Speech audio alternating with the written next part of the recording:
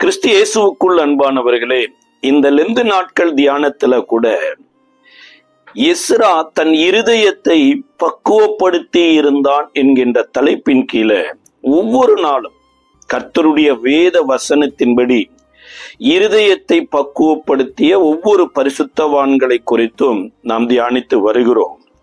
இந்த நாளிலும் தியானத்திற்கென்று எஸ்ராவின் புஸ்தகம் 7ஆம் அதிகாரம் 10வது வசனம், கர்த்தருடைய வேதத்தை ஆராயவும் அதன்படி செய்யவும் இஸ்ரவேலிலே கட்டளைகளையும் நீதி நியாயங்களையும் உபதேசிக்கவும் எஸ்ரா தன் இருதயத்தை பக்குவப்படுத்தி இருந்தான். அதாவது அநேக இழப்புகள் அல்லது அநேக ஏமாற்றங்கள், தேவனை சார்ந்து இருந்தும் தேவன் கை கொடுக்காமல் போன சில காரியங்களினுடைய பின்னணியில வேதத்தில் அநேக சம்பவங்கள் எழுதப்பட்டிருக்குதுங்க. இஸ்ரவேல் மக்கள் கானான் தேசத்துக்குள்ள பிரவேசிக்கிறதற்கு முன்னாடி ஆயி பட்டணத்து மக்களால் தோற்கடிக்கப்பட்டதா இருக்கலாம், அல்லது கானான் தேசத்து மக்களே அந்த தேசத்தினால கக்கப்படுகிறதா இருக்கலாம். பேதுரு சாத்தானால் கோதுமையை சுழலில் புடமிடுவது போல புடமிடுவதற்கு அவன் கேட்டுக்கொண்டதாக கூட இருக்கலாம். இப்படி எத்தனையோ காரியங்கள் பாருங்க. இந்த உலகத்துல ஏன் வந்தது அப்படிங்கிறதுக்கு பின்னணியில ஒரு முக்கியமான ஒரு காரணத்தை வேதத்துல இருக்குது. அதை எஸ்ரா பக்குவமா பார்த்திருக்கிறார். இஸ்ரவேல் மக்கள் கூட பாபிலோன் தேசத்திற்கு சிறைப்பட்டு போனதற்கு பாபிலோனியரும் காரணம் கிடையாது, இஸ்ரவேலரும் காரணம் கிடையாது, தேவனும் காரணம் கிடையாது. அப்ப எப்படி இவங்க சிறைப்பட்டு போனாங்க? இதற்கு காரணம் யாரு அப்படின்னா, எருசலேமுல குடியிருக்க வேண்டிய விதமாய் இஸ்ரவேலர் குடியிருக்காதபடிக்கு தேவன் எழுதி கொடுத்த கட்டளைகளையும் நீதி நியாயங்களையும் அவங்க விட்டுட்டாங்க, அதை கவனிக்காம போயிட்டாங்க. அதனாலதான் பாபிலோனியர் வந்தாங்க, அதனாலதான் இஸ்ரவேலர் சிறைப்பட்டு போனாங்க, அதனாலதான் தேவன் அவர்களை கைவிட வேண்டிய சூழ்நிலை. அதே போல நம்மளுடைய வாழ்க்கையிலையும் வேத வசனத்தின்படி நம்மளுடைய இருதயம் இல்லை என்றால் கட்டாயம் பாருங்க, சில இழப்புகள், ஏமாற்றங்கள், கைவிடப்படுகிற ஒரு அனுபவம் வருவதற்கு அநேக சூழ்நிலைகள் வந்துடும் பாருங்க.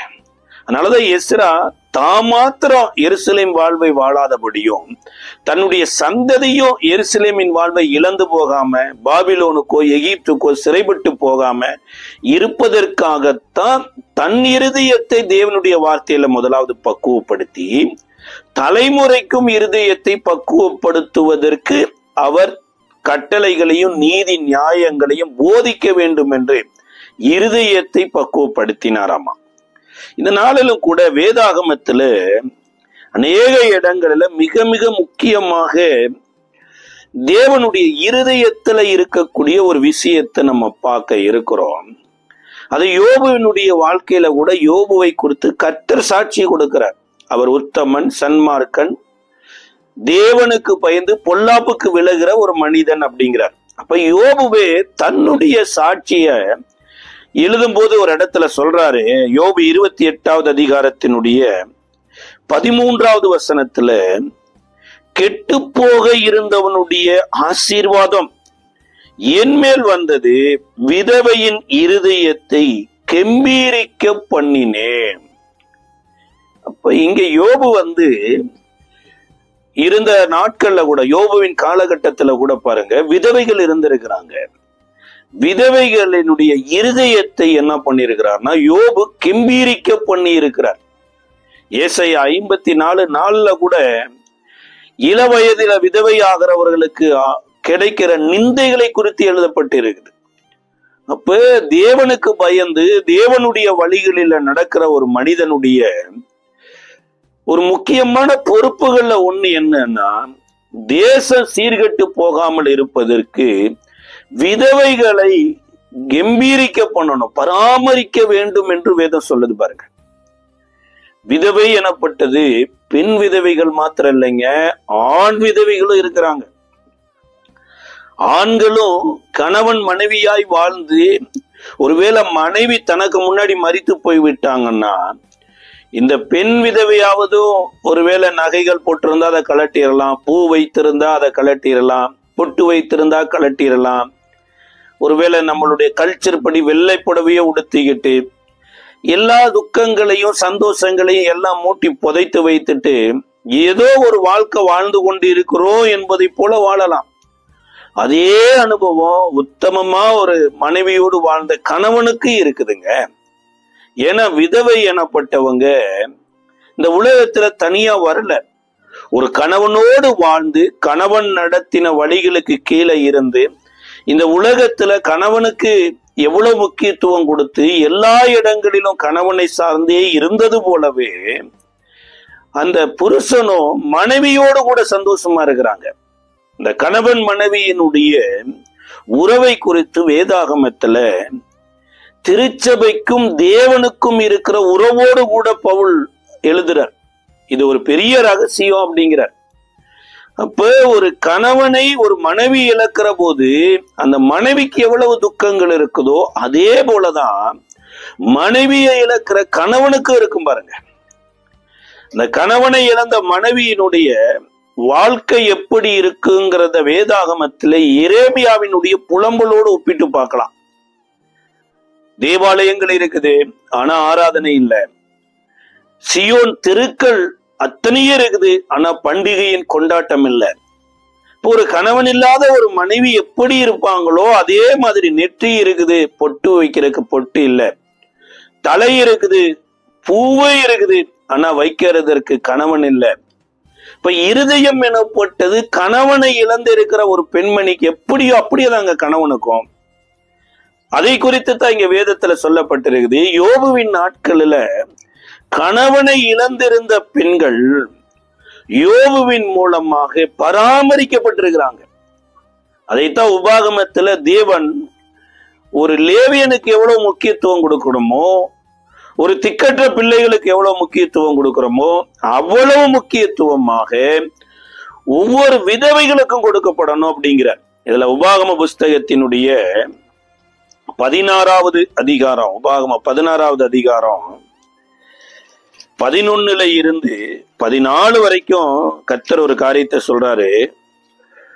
உபாகமம் 16ஆம் அதிகாரம் 11 இருந்து 14 வரைக்கும், உன் தேவனாகிய கர்த்தர் தமது நாமம் விளங்கும்படி தெரிந்து கொள்ளும் ஸ்தானத்திலே நீயும் உன் குமாரனும் உன் குமாரத்தியும் உன் வேலைக்காரனும் உன் வேலைக்காரியும் உன் வாசல்களில் இருக்கிற லேவியனும் உன்னிடத்தில் இருக்கிற பரதேசியும் திக்கற்ற பிள்ளைகளும் விதவையும் உன் தேவனாகிய கர்த்தருடைய சந்நிதியை சந்தோஷப்பட்டு நீங்கள் எகிப்தின் அடிமைத்தனத்தை நினைத்து இந்த கட்டளைகளை கை கொண்டு இவைகளின்படி செய்ய கடவாய்.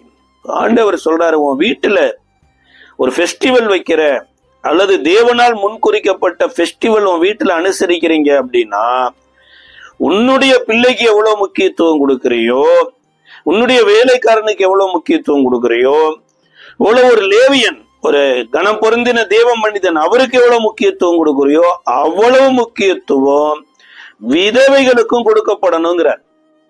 இப்ப கர்த்தர் விதவையை குறித்து ஒரு மிகப்பெரிய ஒரு திட்டம் வைக்கிறாருங்க. என்ன அப்படின்னா, ஒரு சபை எனப்பட்டது அல்லது ஒரு பரிசுத்தவான்களுடைய கூட்டம் எனப்பட்டது ஒரு விதவையை பராமரிக்காம போய்விட்டால் அந்த விதவையின் நிமித்தமாக அநேக விதமான அசம்பாவிதங்கள் தேசத்துல வருவதற்கு வாய்ப்பு உண்டு. இப்ப கற்பு குலைச்சல் வந்துடலாம், பரிசுத்த குலைச்சல் வந்துடலாம். இதை குறித்து இதே உபாகமத்தினுடைய 24வது அதிகாரத்தினுடைய 19வது வசனத்துல கர்த்தர் சொல்றாரு, விதவைகளை குறித்து கரிசனையோடு கூட நீ உன் பயிரை அறுக்கையில் உன் வயலிலே ஒரு அரிக்கட்டை மறதியாய் வைத்தாயானால் அதை எடுத்து வரும்படி திரும்ப போக வேண்டாம். உன் தேவனாகிய கர்த்தர் உன் கை பிரயாசங்களில் எல்லாம் உன்னை ஆசீர்வதிக்கும்படி அதை பரதேசிக்கும் திக்கற்ற பிள்ளைகளுக்கும் விதவைகளுக்கும் விட்டு விடுவாயாக. அப்படியே ஒலிவ பழங்களை அறுக்கலாம், திராட்சை பழங்களை அறுக்கலாம். நீ உதிர்த்துகிற போது சில பழங்கள் மரத்துல நின்றுச்சுன்னா இது திக்கற்ற பிள்ளைகளுக்கும் விதவைகளுக்கும் பரதேசிகளுக்கும் போய் சேரும் அப்படிங்கிறார்.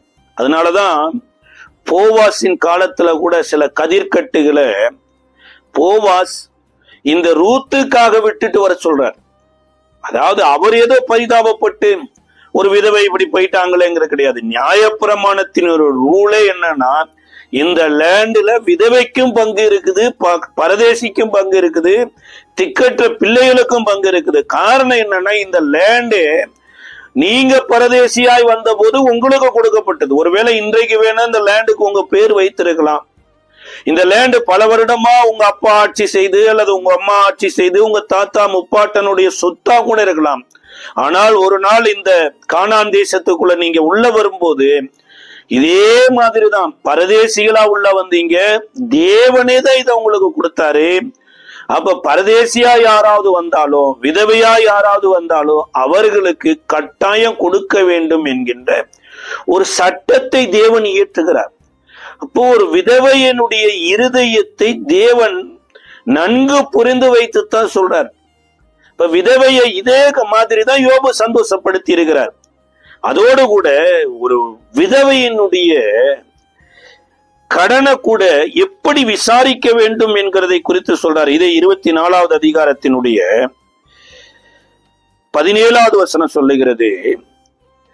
நீ அந்நியனுடைய நியாயத்தையும் திக்கற்ற பிள்ளைகளின் நியாயத்தையும் புரட்டாமலும் விதவையின் வஸ்திரத்தை அடகாக வாங்காமலும் இரு. நீ எகிப்து தேசத்தில் அடிமையாயிருந்ததையும் உன் தேவனாகிய கர்த்தர் உன்னை அங்கே இருந்து மீட்டு கொண்டு வந்ததையும் நினைப்பாயாக. ஆகையால் இப்படி செய்யும்படி நான் உனக்கு கட்டளையிடுகிறேன். ஒருவேளை ஒரு கணவன் கடன் வாங்கிட்டாரு, கடனை கட்டிடலாம் என்கின்ற ஒரு எதிர்பார்ப்போடு கூட வாங்கி இருக்கலாம். ஆனா கட்ட முடியாமல் அவர் இறந்து போய் விட்டார்னா அதற்காக அவங்க மனைவி விதவி ஆயிட்டாங்க, அவங்கள நீங்க என்ன பண்ணக்கூடாது, வஸ்திரத்தை எல்லாம் புடுங்க கூடாது என்கின்ற ஒரு லா கானான் தேசத்துல இருக்குது. ஆனா எலிசாவின் நாட்கள்ல பாத்தீங்கன்னா இந்த லாவை அறியாதவங்க எல்லாம் பெரிய பணக்காரரா மாறிட்டாங்க, செல்வந்தர்களா மாறிட்டாங்க. இவங்க கூப்பிட்டு இந்த விதவைகளை பராமரிக்க வேண்டி இருக்குது, விதவைகளுக்கு உதவி செய்ய வேண்டியது இருக்குது. ஆனா அந்த விதவையின் வீட்டுல இருக்கிற 2 பிள்ளைகளையுமே எலிசாவின் நாட்கள்ல அந்த நாட்கள்ல அடிமையாய் தூக்கிட்டு போறதற்கு வந்துட்டாங்க. பாருங்க, யோசிச்சு பாருங்க. நம்மளுடைய வாழ்க்கையிலையும் வேதத்தை நாம மறந்தோம்னு வைங்களேன், உங்கள் பிள்ளைகளை கர்த்தர் மறந்து விடுவாருங்கிறார். இந்த தேசம் எனப்பட்டது சாதாரணமா நமக்கு கொடுக்கப்படல. இந்த தேசத்துக்காக நாம பெரிய யுத்தங்களை செய்து ரத்தத்தை சிந்தி சம்பாதிக்கல. தேவனே ஆபிரகாமுக்கு வாக்கு பண்ணின தேசம் இது. அந்த வாக்கு தத்தத்தை நிறைவேற்றுவதற்காகவே இவர்களை எகிப்திலிருந்து விடுதலையாக்கி கொண்டு வந்து இந்த தேசத்துல வைத்துட்டும் தேவன் சொல்றாரு, இப்படித்தான் இந்த தேசத்துல வாழணும் அப்படின்னா.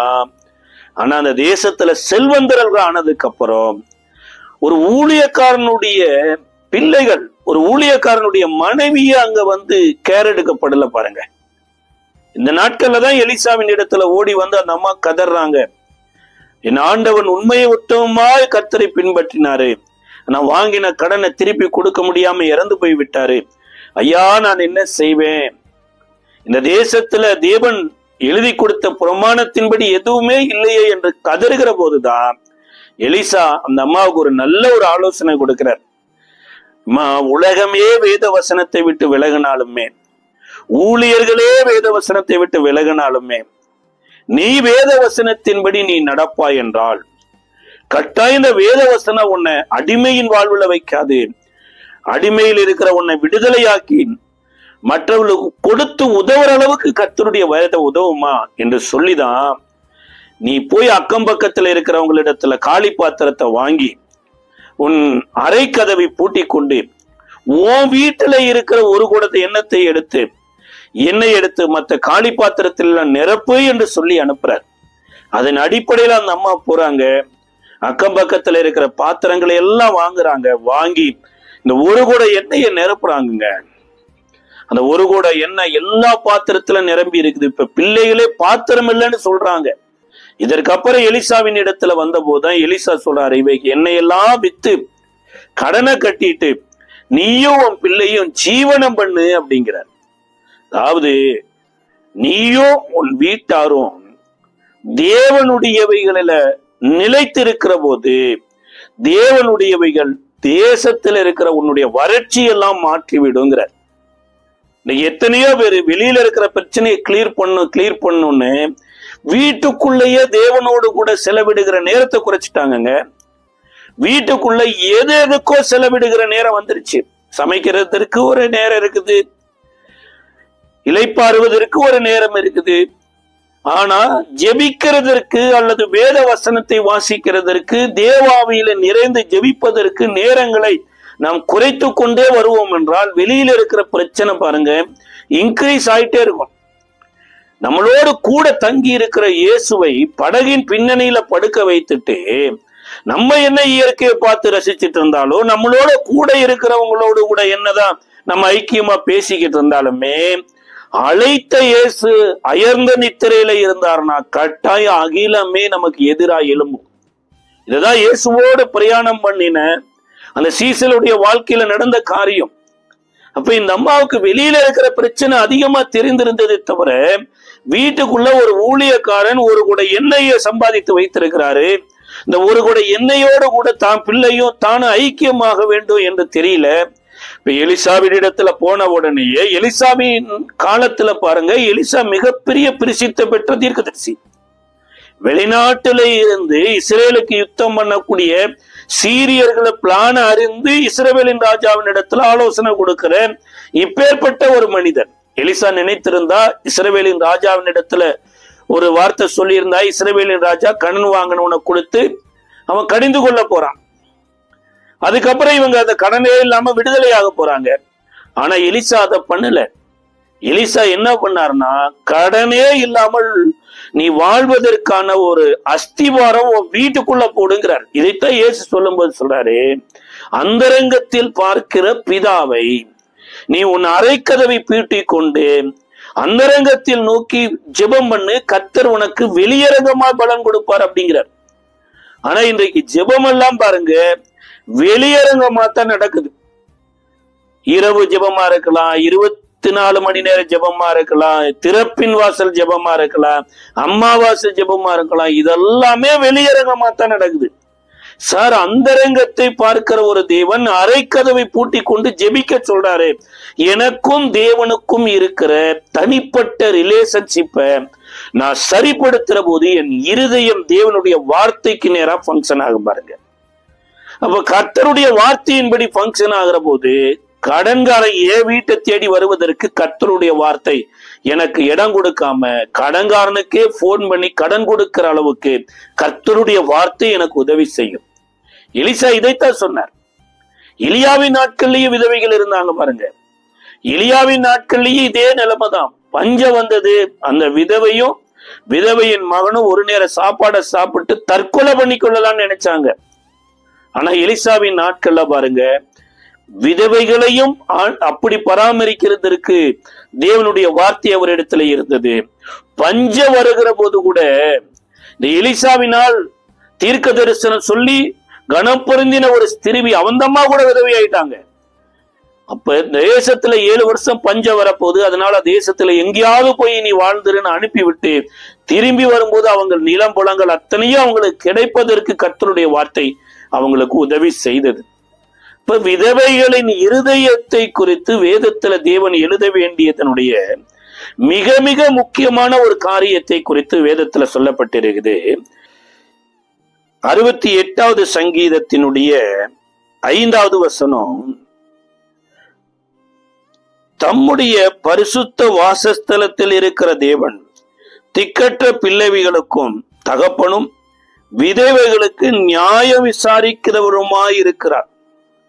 அப்ப தேவன் எனப்பட்டவர் விதவைகளினுடைய நியாயத்தை விசாரிக்கிற ஒரு தேவனாமா.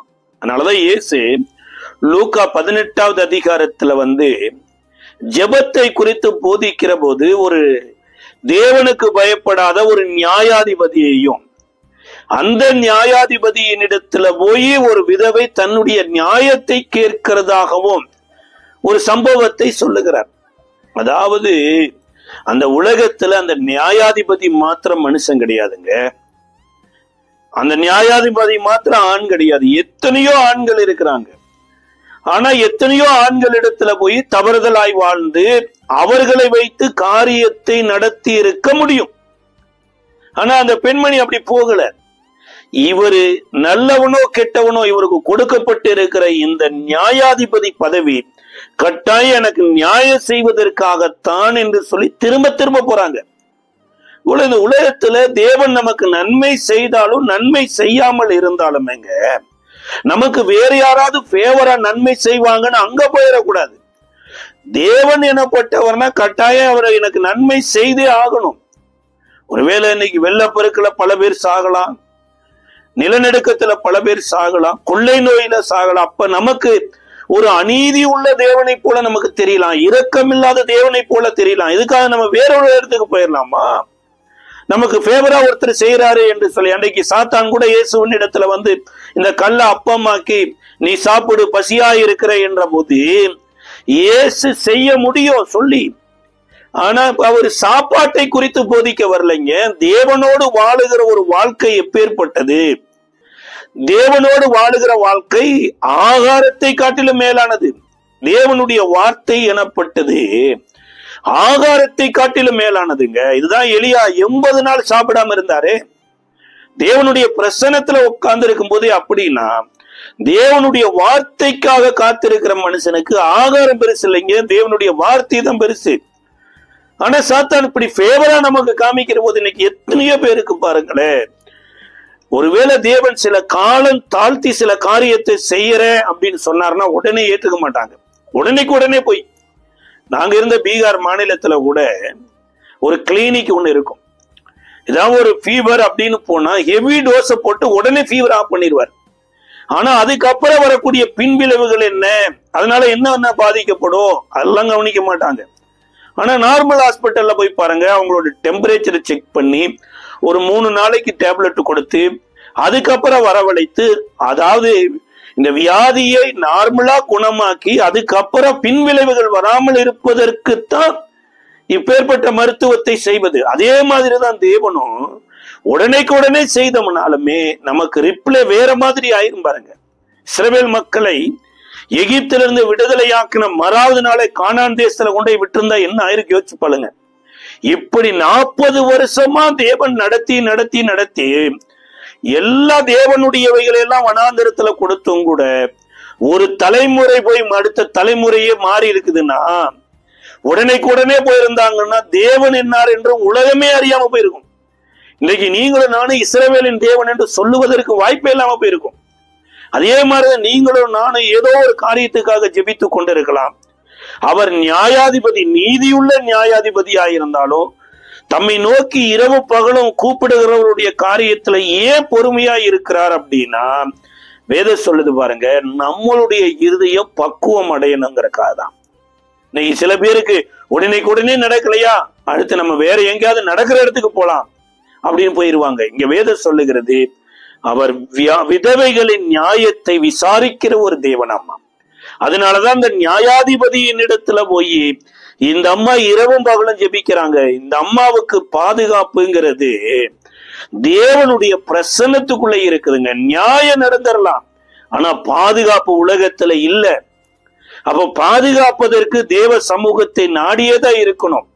இள வயதிலேயே விதவை ஆயிட்டாங்கன்னா, இந்த வயதின் விதவைகளை குறித்து தீமோத்தேயுக்கு எழுதும் போது எழுதுறாரு பவுல், 5வது அதிகாரத்தினுடைய 11வது வசனத்துல இருந்து 14வது வசனம் வரைக்கும் 1 தீமோத்தேயுல, இள வயதுள்ள விதவைகள் அதிலே சேர்த்து கொள்ளாது, ஏனெனில் அவர்கள் கிறிஸ்துவுக்கு விரோதமாய் காம விகாரம் கொள்ளும் போது விண்ணப்பம் பண்ண மனதாகி முதலிலே கொண்டிருந்த விசுவாசத்தை விடுவதினாலே ஆக்கினைக்குட்படுவார்கள். அதுவும் அல்லாமல் அவர்கள் சோம்பல் உள்ளவர்களாய் வீடாய் திரிய பழகுவார்கள்.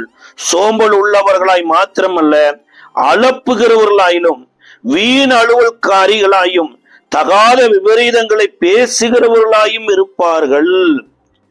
அப்ப ஏன் நியாயாதிபதியை இப்படி வைத்து இந்த நியாயாதிபதிக்கு விதவையை ஏன் திரும்ப திரும்ப கேட்கிறார் அப்படின்னா, உன்னுடைய நியாயத்தை விட உன்னுடைய பரிசுத்தம் ரொம்ப முக்கியம்.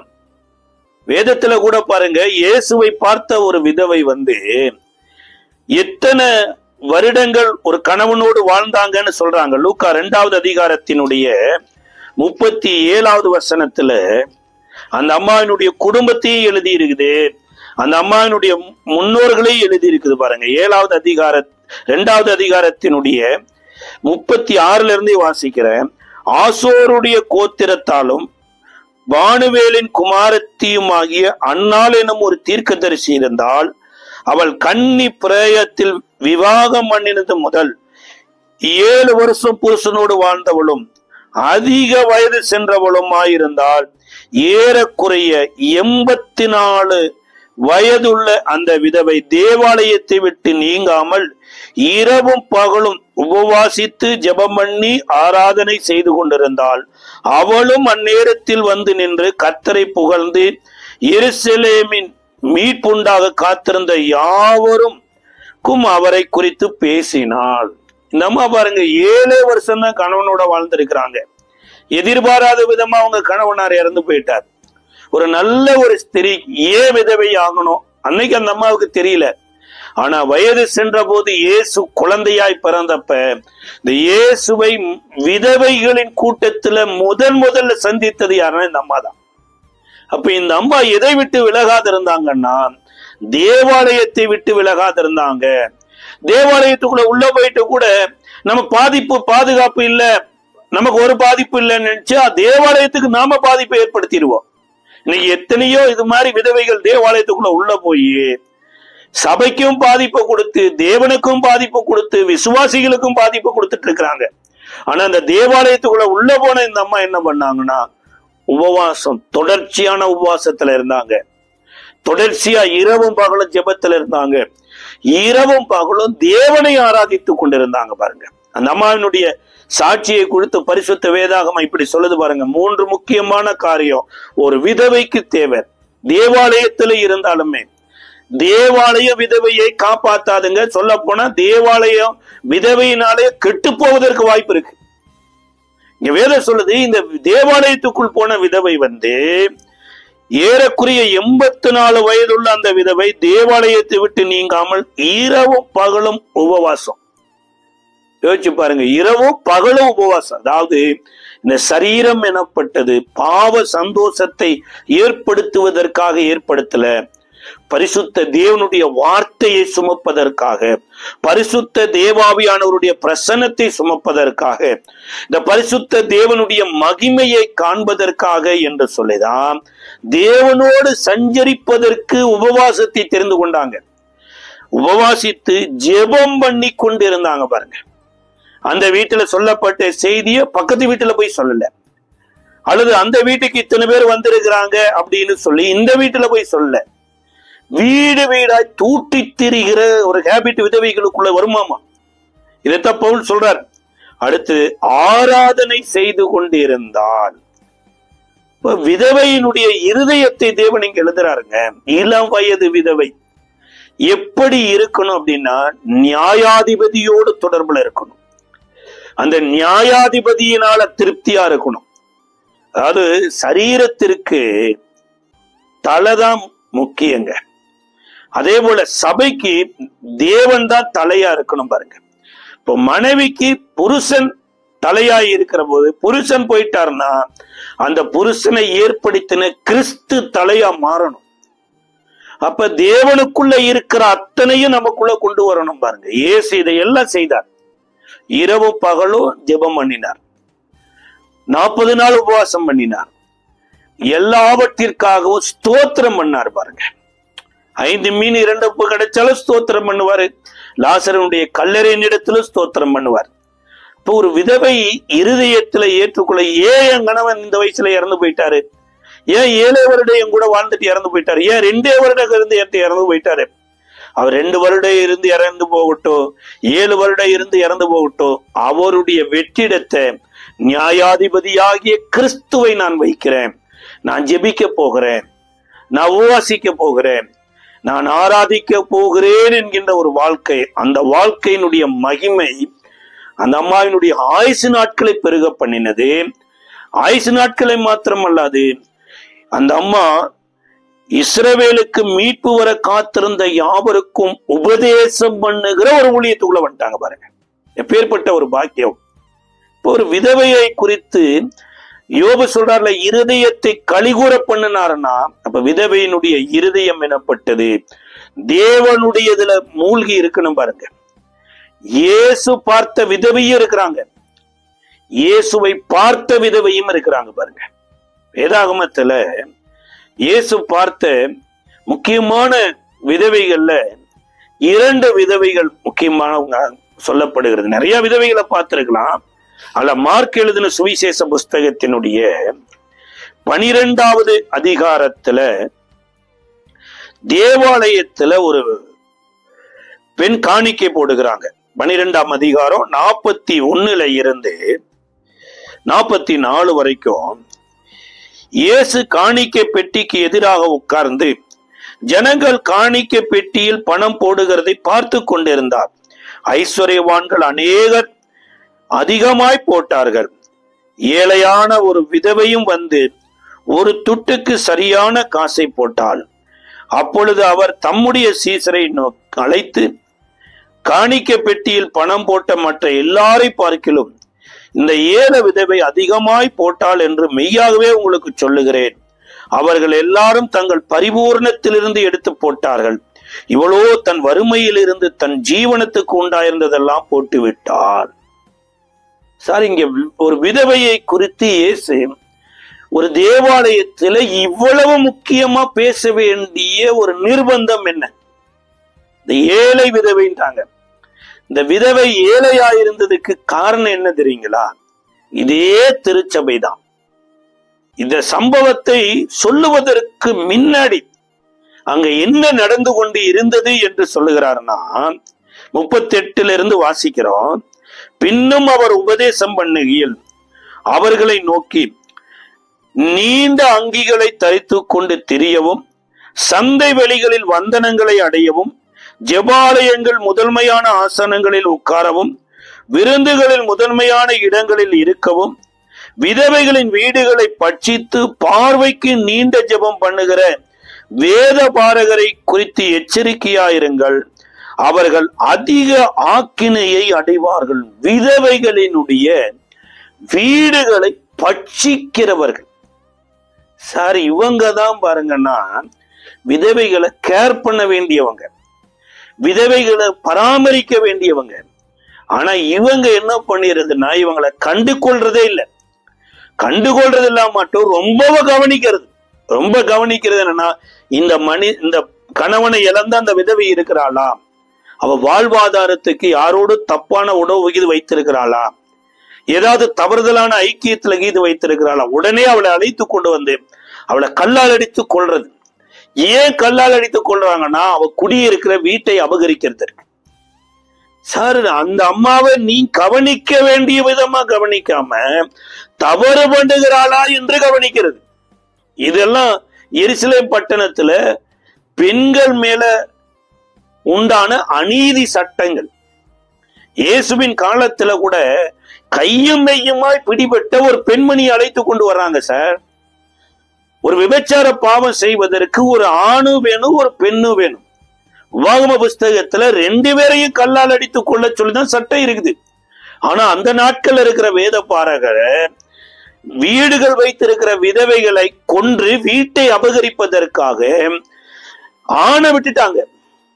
அந்த பாவத்துக்கு ஆனந்த உடனே ஆணை விட்டுட்டாங்க. பெண்ணை மாத்திரம் கூட்டி கொண்டு வந்து கல்லால் அடிக்க போகிற போதுதான் இயேசு விரலினால தரையில எழுதி அந்த அம்மாவை காப்பாத்தி, அந்த அம்மா தான் பின்னாட்கள்ல வெளியேற பெற்ற களங்கம் இல்லாத நலதம் என்னும் பரிமளத்தை எழுத்த உடைச்சு இயேசுவின் சிரசுல ஊத்துறாங்க. இந்த சுவிசேஷம் எங்கெங்கெல்லாம் சொல்லப்படுதோ அந்த அம்மா செய்ததும் சொல்லப்படுங்கிறார். அப்ப இயேசு இங்க எதை காண்பிக்கிறார் அப்படின்னா, தேவாலயத்துக்கு வருகிற ஒரு அம்மா தான் கற்ப காப்பாத்திக்கிறதுக்கு இவ்வளவு போராடிக்கிட்டு இருக்கிறாங்க. தேவாலயத்துக்கு இந்த விதவைக்கும் சம்பந்தமே இல்லை. தேவாலயத்தோட அந்த அம்மா சம்பந்தப்பட்டு இருக்கிறாங்க.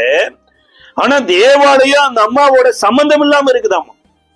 அப்ப தேவனுடைய பிரமாணத்தின்படி ஏற்படுத்தப்பட்ட தேவாலயம் தேவனுடைய பிரமாணத்தின்படி இல்லை. ஆனால் அதை ஏற்படுத்தின தேவன் அந்த அம்மாவுக்கு ஃபேவரா இருக்கிறார் என்பதற்காக தான் எல்லோருக்கும் முன்னாடி இந்த அம்மாவை கனப்படுத்துறார்.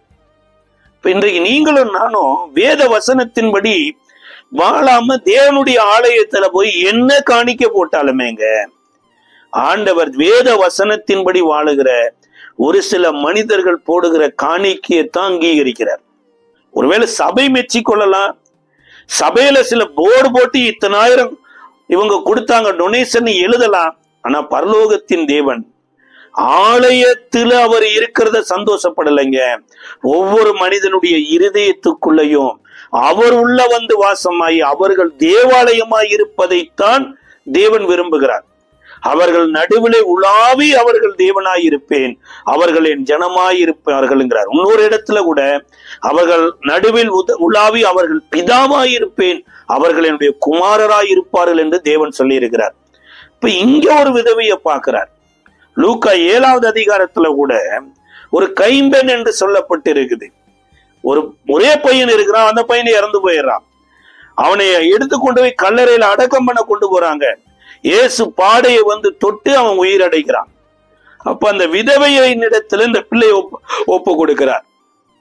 ஆனா அதை விட மிக மிக முக்கியமானது என்னன்னா, இயேசுவினுடைய தாயாகிய மரியாளே இள வயதிலேயே விதவையாயிட்டாங்க. அதாவது இயேசு பிறந்ததுக்கு அப்புறம் யோசேப்பு மரியாளை திருமணம் முடிக்கிறாரு. அதற்கப்புறம் குமாரர்கள் குமாரத்திகள் பிறக்கிறாங்க. ஆனா இயேசு இருக்கும்போது யோசேப்பு இறந்து விடுகிறார். அப்ப இறந்ததுக்கு அப்புறம் மரியாள் வேறு எங்கேயாவது திருமணம் முடித்தார்களா அப்படின்னா சொல்லப்படவே இல்லை. ஒரு கற்புள்ள ஒரு வாழ்க்கை, இந்த சரீரத்தை பத்திரமா பாதுகாத்தாங்க பாருங்க. இயேசு அந்த அம்மா அப்படி வாழ்வதற்கு உதவி செய்தார். அதனாலதான் சிலுவையில மரிக்க போகிற அந்த நேரத்துல கூட தனக்கு அன்பாயிருந்த சீசனை எடுத்து தன்னை போல இவ்வுலகத்தின் காரியங்களை கேர் பண்ணுவதற்கு ஒரு மகன் தேவை என்கின்ற ஸ்தானத்துல மரியாளுக்கு ஒப்பு கொடுக்கிறாரு. மரியாளினிடத்திலையும் யோவானை அறிமுகப்படுத்தி என்னுடைய ஸ்தானத்தை நிறைவேற்றுவதற்கு ஒரு அன்பான சீசன், தான் பேர் கூட வந்துடக்கூடாது என்று சுவிசேஷத்துல கூட அவர் மார்பில் சாய்ந்திருந்த சீசன், அன்பாயிருந்த சீசன் என்று சொல்லப்பட்டு இருக்கிற இந்த யோவானை காண்பிக்கிறார். அப்ப ஒரு கற்புள்ள ஒரு வாழ்க்கை வாழ்வதற்கு பெண்களுக்கு பக்கபலமாய் இருக்க வேண்டியது எதுனா தேவனும் தேவனுடையவர்களும் தான். ஆனா வேலிய பயிரை மேயிற மாதிரி இயேசுவின் நாட்களில வேத பாரகர்கள், பரிசேயர், சதிசேயர் விதவைகளின் வீடுகளை பட்சித்தாங்களாமா. ஜனங்களுக்கு முன்னாடி தாங்க ரொம்ப நல்லவங்களை போல காமிச்சிட்டாங்க. ஆனா உள்ளேயோ அவர்கள் ஆட்டுத்தோல் போர்த்து கொண்டிருந்த ஓநாய்களா இருந்தாங்க. இயேசு ஒரு இடத்துல கூட சொல்றாரு, வெள்ளையடிக்கப்பட்ட கல்லறையா இருந்தாங்களாமா. புறம்பானதை மாத்திரம் ரொம்ப சுத்தமாக்கிட்டு உள்ளான இருதயமும் கேடுபாடு நிறைந்ததா இருந்திருக்குது. இன்றைக்கு நீங்களும் நானும் தேவன் எதிர்பார்க்கிற சில காரியத்தை செய்யாம நாம செய்யறதையெல்லாம் தேவன் எதிர்பார்க்கணும்னு நினைச்சோம்னா நம்ம ஏமாற்றப்பட்டு போயிடுவோம். யோபு சொல்றத பாத்தீங்களா, நான் விதவைகளின் இருதயத்தை கலிகூற பண்ணினேன். அந்த அம்மாவுக்கு வர வேண்டிய நீதி நியாயங்களை அந்த அம்மாவுக்கு போய் சேர்ந்தோம். உலகத்துல யாரோட காரியத்துல கூட நம்ம அநியாயம் செய்தலாங்க.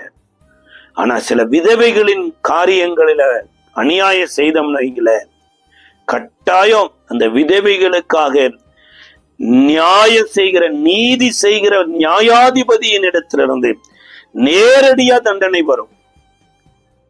அன்றைக்கு ஆகாப் ராஜா கூட பாருங்க, எப்படி நாபோத்தின் நிலத்தை தனக்கு வைத்திருக்கிற அதிகாரத்தை வைத்து அதை தவறுதலா அபகரித்த போது ஒரு மிகப்பெரிய ஒரு நியாய தீர்ப்பு ஆகாப்பினுடைய தலைமுறைக்கே வந்தது போல விதவைகளின் வீடுகளை பட்சிக்கிறவர்களுக்கு இப்பேற்பட்ட ஒரு நியாய தீர்ப்பு வந்துடும். ஆனா சபை எனப்பட்டது தேவன் இப்பேற்பட்ட மக்களை கேர் பண்ணுவதற்கு ஏற்படுத்தி இருக்கிறார். இப்ப இந்த நாட்களில நீங்களும் நானும் விதவைகளை குறித்தும் நம்ம கவனம் செலுத்த வேண்டியதா இருக்குது பாருங்க. ஏன்னா தேவன் கவனம் செலுத்துறாரு, தேவன் அவங்களுக்கு உதவி செய்யறாரு, தேவன் அவங்களுடைய கற்புள்ள வாழ்க்கைக்கு துணையா இருக்கிறாரு, அவங்க செய்கிற நற்காரியங்களையும் ஆண்டவர் ஆனர் பண்றாருன்னா தேவனுடையவர்களையும் நாம் கனம் பண்ணணும். நாளில இருந்து நாட்கள்ல விதவைகளை விசாரிக்கிற ஒரு தேவனுக்காக நம்ம நன்றி செலுத்துவோம். நாமும் நம்மளால இயன்ற மட்டும் சில விதவைகளை விசாரிப்போம். கர்த்தர் நமக்கு உதவி செய்வார். ஜெபிக்கலாமா? கிருபை நிறைந்த நல்ல ஆண்டவரே, இயேசுவின் நாமத்தில் நன்றியோடு ஸ்தோத்திரிக்கிறோம். திக்கற்ற பிள்ளைகளையும் விதவைகளையும் விசாரிக்கிற ஒரு ஆண்டவர், இந்த நாட்களில எங்களுக்கு நீ தந்திருக்கிற இந்த அற்புதமான ஒரு வாழ்க்கையில விதவைகளை விசாரிக்கக்கூடிய ஒரு இருதயத்தை தாரும். உம்மை போல விசாரிக்கக்கூடிய ஒரு இருதயத்தை தாரும். ஆசீர்வதியும் பலப்படுத்தும். இயேசுவின் நாமத்தில் ஜெபிக்கிறோம் நல்ல பிதாவே.